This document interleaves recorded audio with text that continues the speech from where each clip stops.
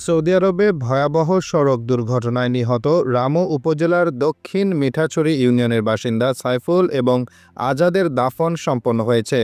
শুক্রবার ১৬ মে বাংলাদেশ সময় বিকেল ৪টায় তাদের দাফন সম্পন্ন হয়েছে বলে পারিবারিক সূত্রে জানা গেছে।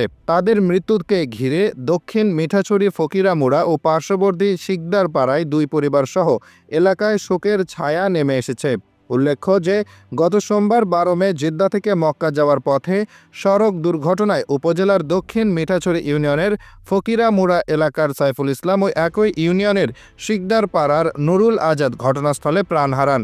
পারিবারিক সূত্রে জানা যায়, ৫ দিন আগে সৌদি প্রশাসন কর্মস্থল থেকে সাইফুল ইসলাম ও নুরুল আজাদকে আটক করে।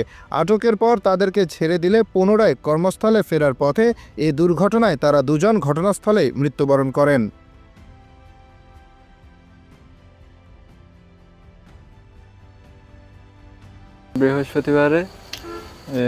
গত বৃহস্পতিবারে বাসা থেকে পুলিশ ধরে নিয়ে গেছে। আমাদের দোকানের ৬০ জন ছিল। ৬০ জন পাশের থেকে আরও লোক নিয়ে গেছে, এক বাসার ৬০ জন নিয়ে গেছে। জেদ্দা নামা দিয়েছে মক্কা থেকে।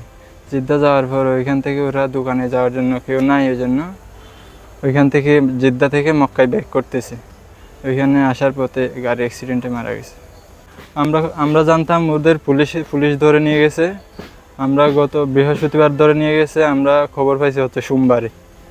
মাঝখানে ৪ দিন মিসিং ছিল। মিসিংয়ের মধ্যে আমরা সবাই ভাবছি ওদের হয়তো কোথাও জেলখানায় দিছে, অথবা হাজতে দিছে, অথবা থানায় দিছে। সবাই আমাদের ওইখানে আত্মীয় স্বজনরা আছে, ওরা খোঁজাখুঁজি করছে জেলখানায়, থানায়, সব জায়গায় খোঁজাখুঁজি করার পর কোথাও পাচ্ছিল না। পরে একামা নিয়ে কপিল গেছিল।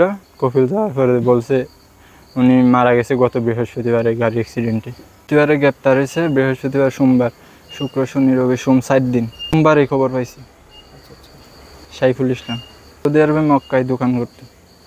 একই গাড়িতে ওর বাসা হচ্ছে ওইখানে শিকদার পাড়া আজাদ। ওদের বড় একটা বোন আছে, ওই দোকান হচ্ছে আমার বড় আপুর জামাইয়ের। ওই দোকানেই থাকতো। আমার সৌদির সময় একটা আর বাংলাদেশ সময় ৪টায় আমার বড় ভাইকে দাফন করা হয়েছে সৌদি আরবে।